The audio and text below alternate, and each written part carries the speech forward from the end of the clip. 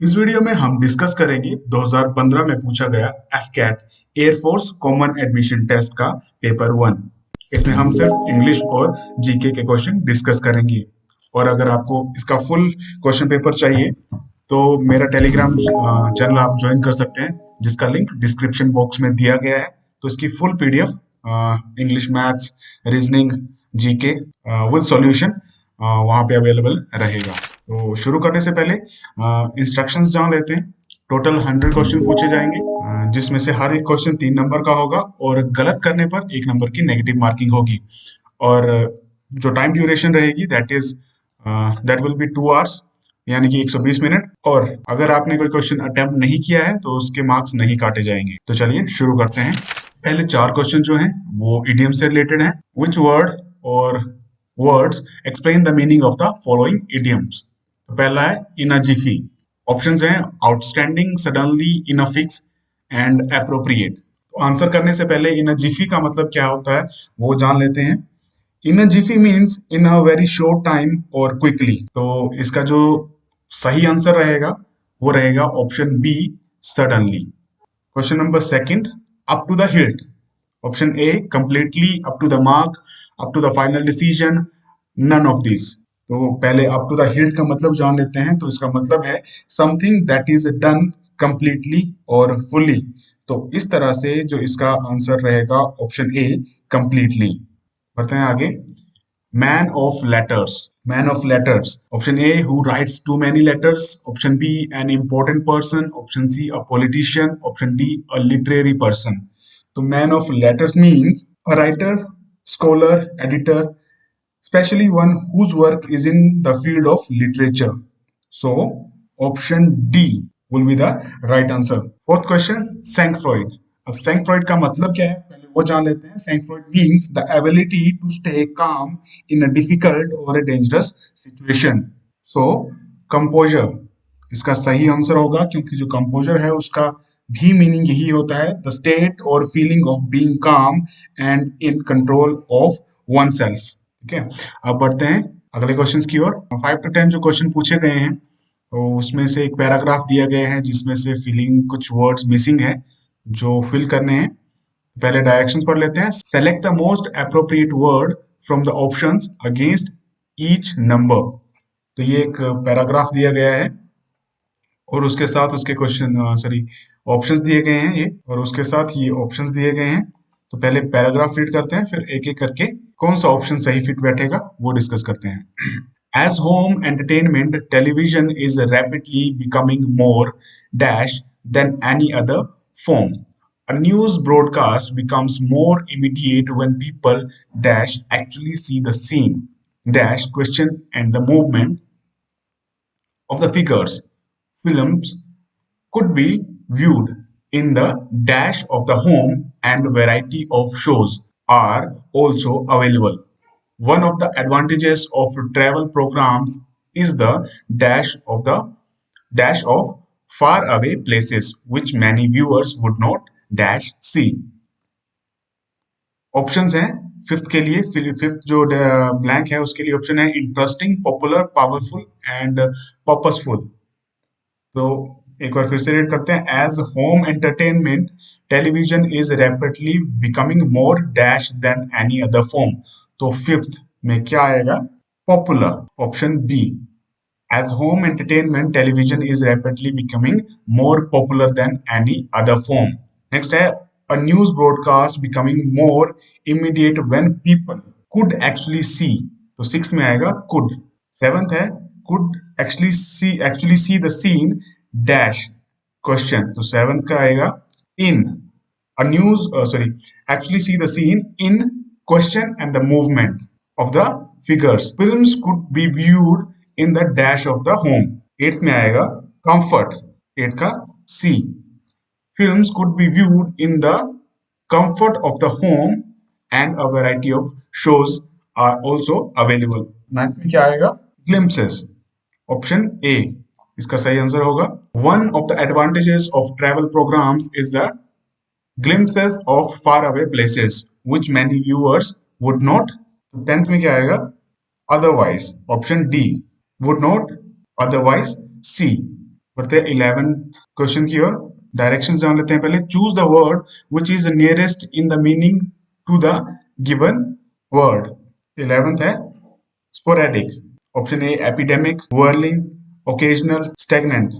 Sporadic का मतलब है occurring at irregular intervals or happening sometimes. So occasional is the nearest in meaning to the given word, as it also means not happening often or regularly. Option सी इसका सही answer है occasional. Genesis style, beginning, movement या relevant. Genesis का मतलब है origin of something when it is begin और start to exist. तो genesis का जो नियरेस्ट मीनिंग है वो है beginning.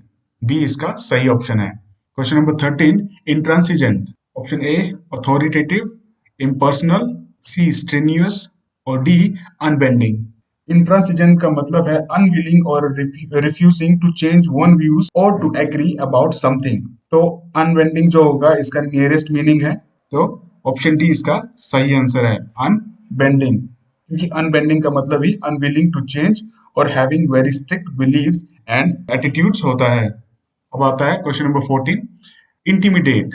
Option a mislead, b misplace, c frighten, d demoralise. Intimidate का मतलब है फ्राइटन और थ्रेटन समवन। तो इसका मतलब इसके अकॉर्डिंग क्वेश्चन नंबर 14 का ऑप्शन सी फ्राइटन सही आंसर है। बढ़ते हैं आगे। Choose the word which is nearly opposite in meaning to the given word. तो इसका अपोजिट चूज करना है।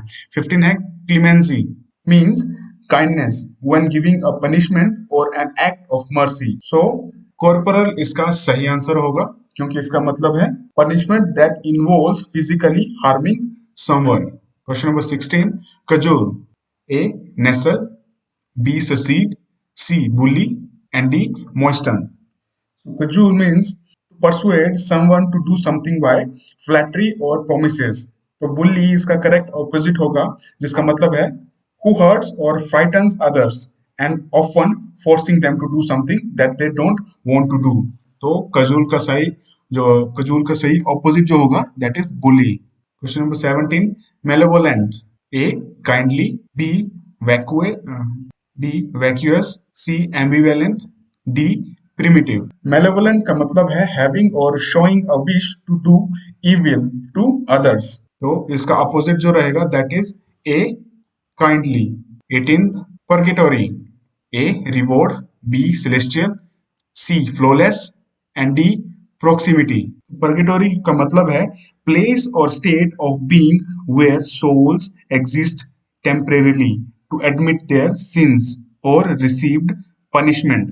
इसका जो अपोजिट रहेगा वो रहेगा A reward, मतलब something that is given in return for good behavior, service और hard work।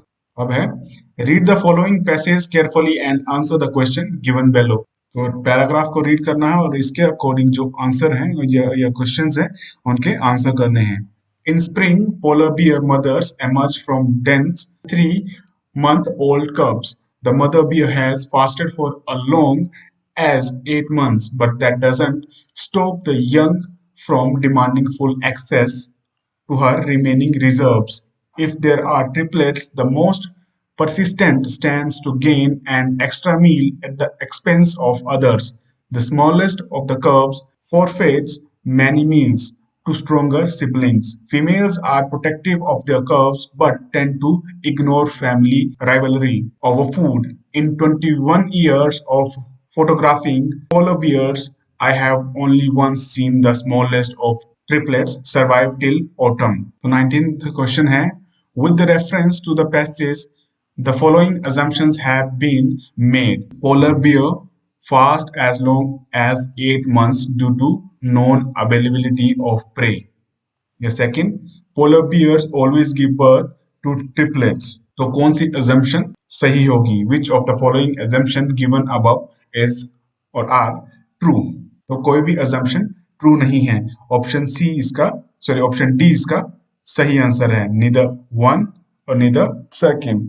नेक्स्ट है female polar bears give birth during option a spring, b summer, c autumn and d winter. तो इसका right answer है option d winter.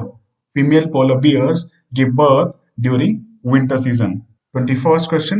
Mother bears takes sides over cubs, lets the cubs fend for themselves, feeds only their favorites, sees that all cubs get an equal share.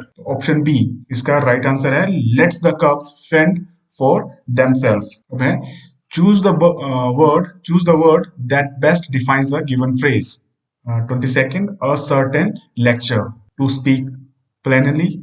B, vulgar ideas. C, private scolding of a husband by his wife. D, hate others. इसका जो सही answer है वह है option C. So a certain lecture का मतलब होता है a scolding or rebuke given in private, especially by a wife to her husband. इस तरह से सी इसका सही ऑप्शन है. 23rd, square pegs in round holes. A, genuinely helpful person. B, a clever person. C, people in the wrong jobs. D, to be perplexed. So जो ये phrase है square peg in a round hole, तो इसका मतलब है someone who does not fit in particular place or situation. तो option C इसका सही आंसर होगा, people in the wrong jobs. 24, in wheel and bow. So in wheel and bow refers to the prosperity and misfortune or the joys and sorrows. तो इस तरह से option C in prosperity and adversity इसका सही answer है. 25, globe trotters. Option A, people against globe philosophy. B, people indulging in treachery. C, intelligent minds. D, travelers around the world. So globetrotter is a person who travels to many different countries. तो इस तरह से इसका जो सही answer है वो है option D, travelers around the world. बढ़ते हैं आगे. Choose the correct spelled word. 4 options दिए गए हैं जिसमें से कोई गलत स्पेल किया गया है, तो सही चूज करना है. सो 26 है कॉनोसर. सही स्पेलिंग है CONNOISEUR. 27, अम्यूनिफिसेंट. इसका भी ऑप्शन सी राइट आंसर है. इसकी सही स्पेलिंग है MUNIFICENT, munificent. 28, equanimity. Option A इसका सही आंसर है EQUANIMITY. 29, वेटरिनरी.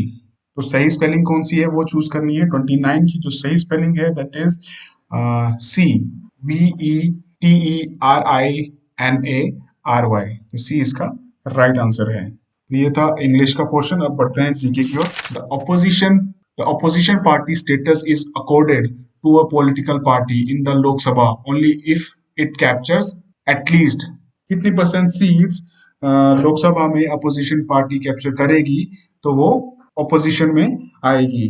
ऑप्शन 42 का ऑप्शन बी इसका राइट आंसर है. अगर 10% सीट कोई पार्टी लेती है लोकसभा इलेक्शंस के दौरान तब वो ऑपोजिशन में आ सकती है.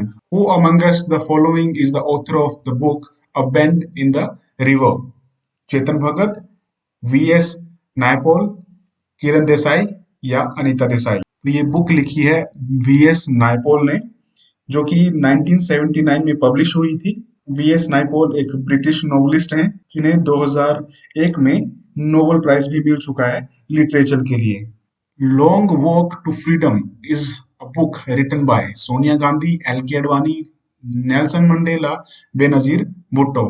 Long walk to freedom. तो ये बुक लिखी है ऑप्शन सी नेल्सन मंडेला. ये ऑटोबायोग्राफी है of former South African president Nelson Mandela की, जो 1994 में पब्लिश हुई थी. Next question. Which sports personality have been awarded the honorary rank of group captain by the Indian Air Force IAF. Kapil Dev, Sania Mirza, Saina Nehwal, Sachin Tendulkar. Option D, Sachin Tendulkar. Sachin Tendulkar is the first sports person to be conferred a rank by Indian Air Force and the first personality with no aviation background to receive the honor. Next, 46th. Which country among the following has been declared Ebola free by WHO? Sierra Leone, B, Liberia, C, Nigeria, D, Guinea. कौन सी country को Ebola free declare किया गया था WHO के द्वारा? तो option है इसका सी राइट आंसर, नाइजीरिया. नाइजीरिया को इबोला फ्री कंट्री डिक्लेयर किया गया था वर्ल्ड हेल्थ ऑर्गेनाइजेशन को द्वारा इन 2014 और ये फर्स्ट अफ्रीकन कंट्री थी जो इबोला वायरस फ्री डिक्लेयर की गई थी। How many gold medals did India win in the Incheon Asian Games held in October 2014? 10, 11, 12, 8। Option सी इसका राइट आंसर है, सॉरी ऑप्शन बी इसका राइट आंसर है, 11 gold medals. Incheon Asian Games में India ने 11 gold, 10 silver और 36 bronze medal जीते हैं। Asian games 2018 में इंडिया ने टोटल 70 मेडल्स जीते थे। बढ़ते हैं अगले क्वेश्चन की ओर। Who has been appointed as the new finance secretary of India? ये क्वेश्चन 2015 में पूछा गया था, तो उस दौरान अरविंद मायाराम फाइनेंस सेक्रेटरी थे इंडिया के, लेकिन अभी प्रेजेंट में राजीव कुमार है। अगला question, which among the following is India's first long range subsonic cruise missile? अग्नि 2, पृथ्वी, धनुष, निर्भय। ऑप्शन डी निर्भय इंडिया की long range subsonic cruise missile है। It is designed and developed in India by Defense Research and Development Organization DRDO. DRDO ने ही इसको तैयार किया है। Next question. The branch of science that studies the cell is called cytology, entomology, homoplastic, hormonology. Option D hormonology। तो सही answer है इसका option A. The branch of science that studies the cell is called cytology. Option A इसका सही answer है। How many vice presidents are elected at the start of each regular session of UN General Assembly? Right answer है option D 21. The United Nations General Assembly consists of a president, एक president होता है, and 21 vice president elected at the starts of its each regular session. The highest civilian award of India, Bharat Ratna, has been awarded to only 2 foreigners so far. One of them is Nelson Mandela, the other is। अब तक भारत रत्न जो है जो वो सिर्फ 2 foreigners को दिया गया है। पहले एक तो है नेल्सन मंडेला, तो दूसरे का नाम क्या है? Option C Khan Abdul Ghaffar Khan. Bharat Ratna India का हाईएस्ट सिविलियन अवार्ड है जो कि 1954 में शुरू किया गया था। Sir C.V. Raman was awarded Nobel Prize for his work connected with which of the following phenomenon of radiation? A. Scattering, B. Diffraction, C. Interference, D. Polarization। तो सबसे पहले सीवी रमन के बारे में जान लेते हैं कि सीवी रमन कौन थे। वो एक इंडियन फिजिस्ट थे जो जिन्हें 1930 में नोबेल प्राइज फिजिक्स के लिए मिला था, फिजिक्स के कामों के लिए। जिस काम के लिए उन्हें नोबेल प्राइज दिया गया था वो था scattering of light and for the discovery of Raman effect. तो ऑप्शन ए इसका सही आंसर है, स्कैटरिंग। तो उस दौरान वो सबसे पहले एशियन थे जिन्हें नोबेल प्राइज दिया गया था साइंस की फील्ड में। अब बढ़ते हैं अगले क्वेश्चन की ओर। In which city is headquarters of Asian Development Bank located? A Manila, B Singapore, C Bangkok, D Jakarta. तो एशियन डेवलपमेंट बैंक का जो हेडक्वार्टर है वो कौन सी सिटी में है? एशियन डेवलपमेंट बैंक जो कि 1966 में इस्टेब्लिश हुआ था, इसका हेडक्वार्टर मनीला में है, Philippines. 55 K-15 missile is K-15 missile किस तरह की मिसाइल है? A submarine launch ballistic missile, B intercontinental ballistic missile, C medium range ballistic missile और D short range ballistic missile. तो इसका जो सही आंसर है A submarine launch ballistic missile. और K-15 मिसाइल सागरिका के नाम से भी जानी जाती है और इसकी जो रेंज है that is 750 kilometers. India agreed to UN chief Ban Ki Moon's offer to remain as a member of advisory board of the following recently? UNCCT, UNICEF, UNEP, UNCTAD। UNCCT इसकी फुल फॉर्म है United Nations Counter Terrorism Centre. Option A इसका सही answer है और ये 2011 में establish किया गया था। Kaziranga National Park is famous for a one horse rhino, tigers, swamp deers, बारहसिंगा जिसे कहते हैं, एलिफेंट्स। तो ये क्लास 6 का टॉपिक है कि काजीरंगा नेशनल पार्क कहाँ है। क्लास 6 की ज्योग्राफी में ये देखने को मिलता है। तो ऑप्शन ए इसका सही आंसर है। वन होस्ट राइनोस के लिए काजीरंगा नेशनल पार्क फेमस है। अब काजीरंगा नेशनल पार्क है कहाँ पे, ये कमेंट बॉक्स में कमेंट करके बताइए। 58 Who was the first Indian to win as individual medal in Olympics? Milkha Singh, PT Usha, Karnam Malleswari, D K D Jadhav. Option D K D Jadhav इसका सही आंसर है। Who won the first medal as an individual in Olympics. इन्होंने bronze medal जीता था 1952 में, जो कि summers Olympic हुए थे हेलसिंकी में। Who among the following was the who among the following was the Congress president at Madras session of 1927 when it boycotted the Simon Commission? 1927 में जब साइमन कमीशन का बॉयकॉट किया गया था, तो उस दौरान मद्रास सेशन जो हुआ उसमें कांग्रेस के प्रेसिडेंट कौन थे? A Maulana Abdul Kalam Azad, option B M A Ansari, C Lala Lajpat Rai, D Subhash Chandra Bose. Option B इसका सही आंसर है एम ए अंसारी, जिनका पूरा नाम है Mukhtar Ahmed Ansari. Why did Kalinga prove to be a turning point in the life of Ashoka?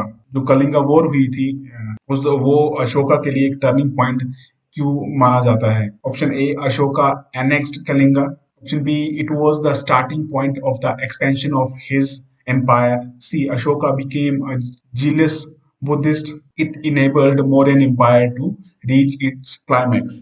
Option C इसका सही आंसर है, Ashoka became a zealous Buddhist. Which of the following system beings was not part of the espionage system described by Kautilya? Crime branch, special branch, political branch, last none of these. So option C. Political branch was not the part of the espionage system which was described by Kautilya. Alauddin Khilji did not build A. Siri Fort, Tomb of Jalaluddin, C. Hojai Alai, Jamaat Khana Masjid. तो option B tomb of Jalaluddin, ये अलाउद्दीन खिलजी ने नहीं बनवाया था। थोड़ा सा अलाउद्दीन खिलजी के बारे में जान लेते हैं कि Alauddin Khilji was the second and the most powerful ruler of the Khilji dynasty. तो जो टाइम पीरियड था अलाउद्दीन खिलजी के रेन का वो था 1296 टू 1316। आलिया दरवाजा, सीरी फोर्ट, होजाई अल्लाई, जमात खाना मस्जिद, ये सब अलाउद्दीन खिलजी द्वारा बनवाए गए थे। Which of the following dynasties was ruling over India at the time of Alexander's invasion? Alexander के इन्वेजन के दौरान कौन सी डायनेस्टी जो थी इंडिया में रूल कर रही थी? ए नंदा, बी मौर्य, सी संगा, डी कानवा। तो उस दौरान नंदास जो थे रूल कर रहे थे। जो अलेक्जेंडर ने इन्वेजन किया था इंडिया में वो था 327 से 325 बीसीई के दौरान।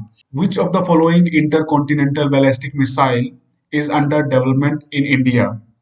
अग्नि 1, अग्नि 2, अग्नि 4, अग्नि 6।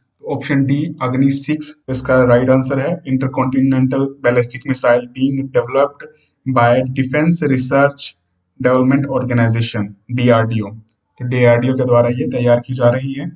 इस सेक्शन का लास्ट क्वेश्चन आता है, who among the following was the adjudged as the most valuable player of the 17th Asian Games held at Incheon, South Korea? A. Mary Kom of India, Kosuke Hagino of Japan, Zitao of Ning Zitao of China, or D. None of the above.